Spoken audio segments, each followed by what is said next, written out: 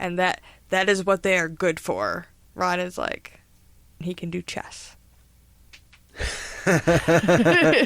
Don't worry, guys. I got that chess thing down. Yeah, I definitely think there was a lot of personality changes among those three characters specifically. But that's how we come to Hermione saying the iconic line in the movie, to where she calls Harry an idiot for chasing after Malfoy. Because Malfoy eggs him on. In the book, Harry's just a hero. He just goes after it and tells him to stop. And in the movie, Malfoy takes off and is like, come on, Harry. And to which our hero can't resist.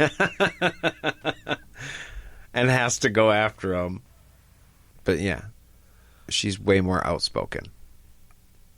I noticed in the movie that, like, they put it to where the broom didn't react to Hermione so much. I guess I don't know how I want to put this. In my mind, I think they were inquiring more like she's more the brains of the operation, and anything to do physically or sports-wise, she's really lacking in and can't do. That's why she had trouble with the broom and all of that. Yeah, I get what you're saying there. Like, they were showing something that she wasn't good at. Like, just to have something that she wasn't good at. Yeah. When in reality, she was pretty good at everything. I think we did have a kind of a talk about how brooms may have, like, more of a emotional connection, and Hermione is intellectual, so she has a hard time with stuff like that. She's just not into it. The brooms can sense that. Yeah. She can't read a book and figure it out, so she has trouble. Which actually kind of leads to a point I'm going to have a little bit later, which we'll get into. Freaking Hermione. I'm so confused. Can we talk about her hair really quick? Can we just throw this one little thing in that bugs me, is that her hair is a hot mess. And it's supposed to be. But I feel like, I don't know, I just didn't like the way it looked in there. Well, that's because any person who actually has, like, bushy or unkempt hair knows that her hair was, like, well manageable unkempt hair. Like, it's all contained in a weird helmet shape, but it's bushy. Right. Real hair that's unkempt is, like, crazy. It's all over the place. It's not like this. Here's a picture of her on my phone. Yeah, it was like the top was combed. Yeah. But underneath wasn't. I just didn't get it. That's all. I mean, we don't have to get into that a lot, but it was just weird. Yeah, each of the characters had something. I mean, Ron was okay. He didn't have blue eyes. He wasn't quite as lanky. But he had red hair, so whatever. I can forgive Ron. Hermione had a couple specific things that were wrong with her, but apparently they tried. With her teeth, there is a scene that you can see she's kind of wearing them, but apparently they decided it was not practical, which, whatever, I disagree.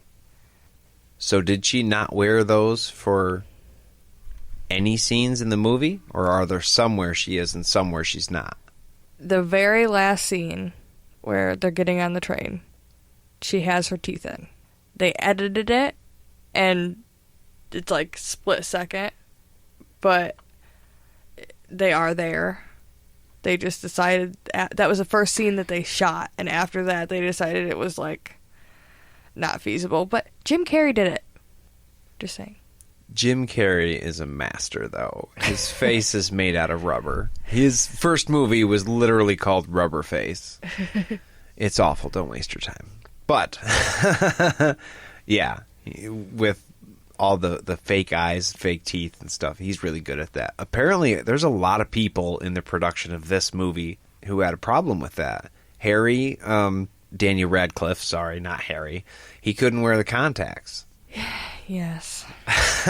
When we're opening that can. I mean, yeah, they do. They fuck with a lot of characters. Even Albus isn't really the way they describe him in the movie. Hopefully for those of you listening, you know, but I'm sorry if I'm ruining something. The actor that played Dumbledore in this movie passed away after the second movie, I think. Yeah. Yes, he was spot on as Dumbledore. And the new actor did fine. My only complaint is somewhere along the way, he stopped wearing the glasses. And it bugs me. He's supposed to wear the half-moon glasses. That's just part of being Dumbledore. Why aren't you wearing the glasses? I feel like they took his character in a... Well, he starts as a very whimsical type character, and he gets real serious towards the end. And I feel like they had to portray that, and that's probably part of that. But the actor change, I think, didn't help that. I did realize when listening to it, no matter how good he did, you could hear that the actor was kind of tired. He just sounded like he was old. Oh, you mean in the first movie? Yeah. Yeah. Yeah. He's an old guy. Yeah. I guess I thought he sounded more like in my head, Dumbledore's, he's an old man, but he's like still a like sprightly old man. And that actor did not sound that way anymore. He sounded like he was tired. And so I guess it didn't surprise me that he didn't last. Before the movie came out, what they were doing on the press, and he was on the Rosie O'Donnell show when she still had a show and she was throwing the koosh balls all across the stage. He came on there and he told the story about how he had gotten offered the role and he wasn't sure if he was going to take it, and his granddaughter was like, "Are you serious? No, you have to take it or I will never talk to you again." And so he took the role just because his granddaughter like threatened him. And I thought that was cute. Oh, that's awesome. I didn't know that. That's so fun. Yeah, so he's always been like my favorite Dumbledore, I think, because of that little interview he did with her when I was like 10, waiting for the movie to come out. Like, oh. Her grandpa was cool as fuck.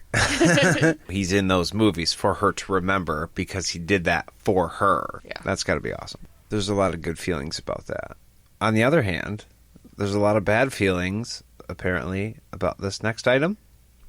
McGonagall calls Harry out for flying, and as we know in the books, recruits him to become a seeker for the Gryffindor Quidditch team.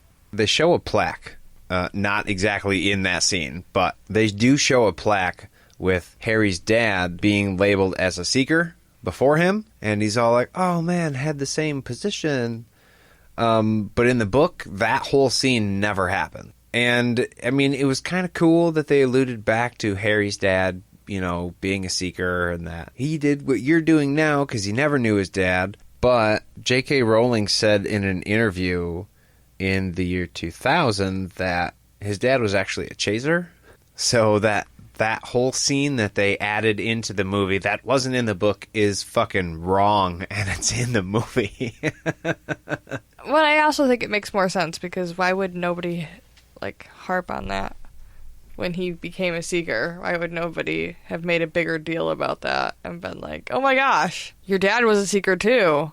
That's really cool, dude." Right, exactly. All the people that are at the school that knew his dad, they would make a big deal out of that. I thought it was interesting, and I mean, I gotta say, I think the movie gets points here instead of the book. Because, I mean, you would point that out, even though it's wrong, technically. So, the movie skips all of the midnight duel.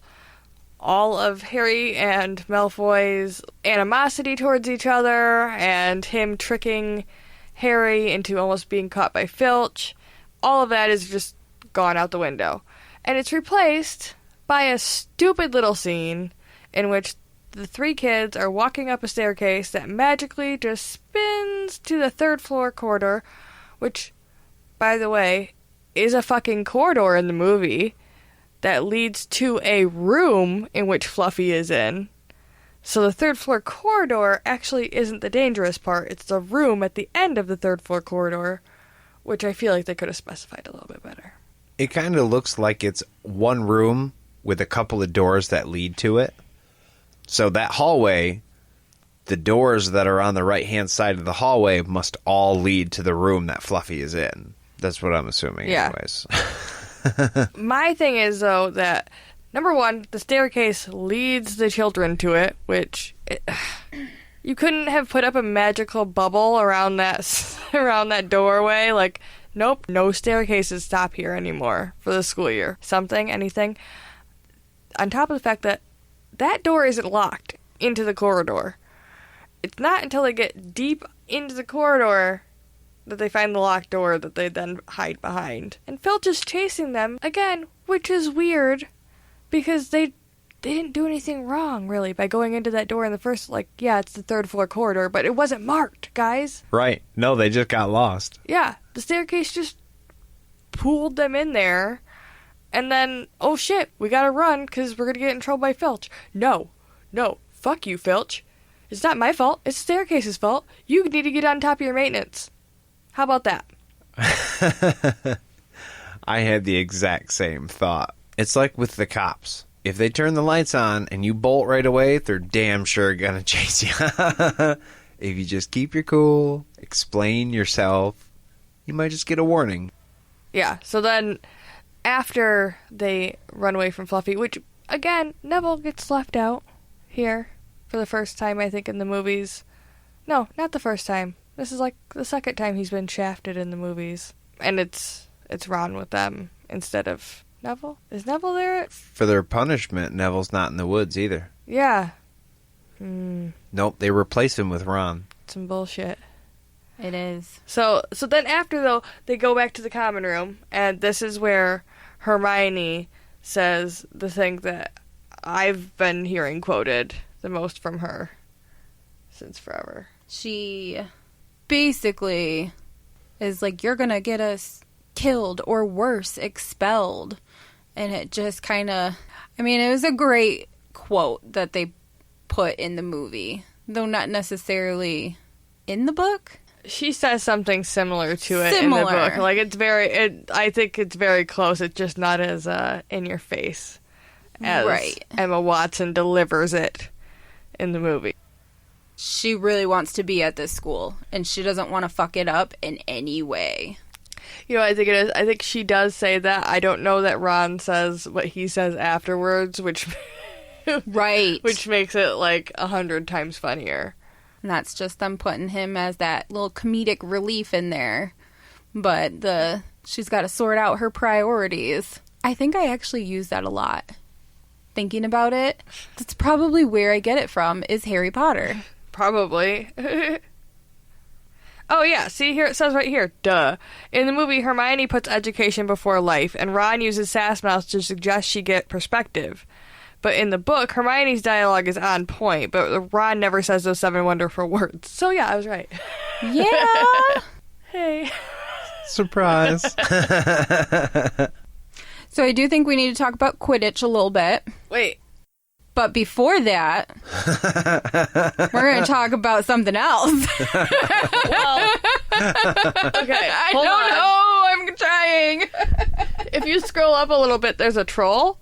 Oh, I thought we were... Nate said skip the Ninja Warrior. No, I said I wasn't sure what that video was. Oh. No, here, hold on.